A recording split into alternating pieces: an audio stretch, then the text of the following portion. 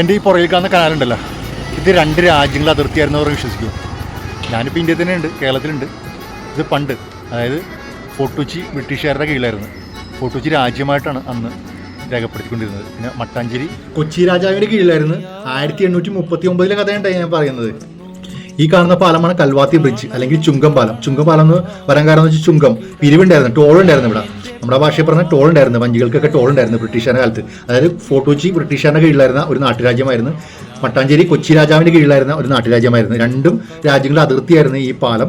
അപ്പോൾ ഒരുപാട് ചരിത്രം ഉറങ്ങിക്കിടക്കുന്ന ഒരു മണ്ണാണ്. ഞാൻ പലപ്പോഴായിട്ട് പറഞ്ഞിട്ട് ഫോർട്ട് കൊച്ചിയുടെ ചരിത്രം നമ്മൾ തേടി പോകണമെങ്കിൽ നമുക്ക് തന്നെ ഒരു അത്ഭുതം തോന്നും. പറഞ്ഞ പ്രദേശങ്ങളിൽ ഇപ്പോൾ ജീവിച്ചിരിക്കുന്നവർക്ക് പലർക്കും അറിയില്ല ഇങ്ങനെ ഒരു നാട്ടുരാജ്യങ്ങളുടെ അതിർത്തിയാണെന്നുള്ള കാര്യം. പുതിയ തലമുറയിൽപ്പെട്ട അവരോട് ചോദിച്ചാൽ ഒട്ടും അറിയില്ല. പഴയ തലമുറ കുറച്ച് പേരോടൊക്കെ ചോദിച്ച് മനസ്സിലാക്കി. പിന്നെ കുറേ കാര്യങ്ങളൊക്കെ എനിക്കറിയായിരുന്നു.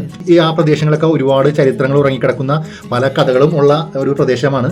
അപ്പോൾ അതിന് കുറച്ച് കാര്യങ്ങളൊക്കെ നിങ്ങളായിട്ടൊന്ന് പങ്കുവെക്കുന്നത്. ആദ്യം നാട്ടുകാരോട് നമുക്കൊന്ന് സംസാരിച്ചു നോക്കാം. ഏതൊക്കെ രാജ്യങ്ങളായിരുന്നു? ഫോർട്ട് കൊച്ചി, മട്ടാഞ്ചേരി നാട്ടുരാജ്യമായിരുന്നു അല്ലേ?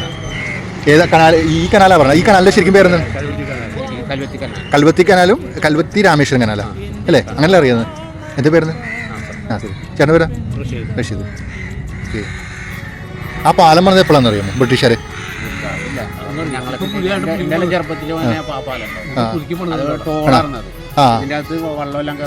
ടോൾ ഉണ്ടായിരുന്നോ? ആണോ? ചുങ്കമ്പാലം. അങ്ങനെയാണ് ചുങ്കമ്പാലം.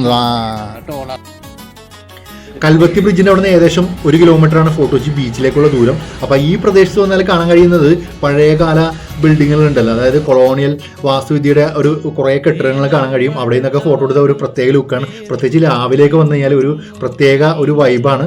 അപ്പോൾ കുറേ കഫേകളൊക്കെ ഉണ്ട്, ആകർഷണമായിട്ടുള്ള ഒരുപാട് കഫേയൊക്കെ ഉണ്ട്. ചായയൊക്കെ കുടിച്ചിരുന്ന് ഇവിടുത്തെ നാട്ടുകാരൊക്കെ ആയിട്ട് കുറച്ച് സംസാരിച്ചേക്കാം, ചരിത്രത്തെ തേടിയൊക്കെ യാത്ര ചെയ്ത് കഴിഞ്ഞാൽ ഒരു പ്രത്യേക ഭംഗിയാണ്. ഞാൻ എപ്പോഴും പറയാറുണ്ട്, ഒരു സ്ഥലത്ത് നിന്ന് കഴിഞ്ഞാൽ അവിടുത്തെ ആ ചരിത്രവും കാര്യങ്ങളൊക്കെ ചോദിച്ച് മനസ്സിലാക്കുമ്പോഴാണ് ആ യാത്ര പൂർണ്ണതയിലെത്തുന്നത്. അപ്പോൾ കുറേ കാര്യങ്ങൾ ഇനിയും പങ്കുവെക്കാനുണ്ട്. മറ്റു വീഡിയോയുമായി വീണ്ടും വരും. അതുവരെ നമസ്കാരം.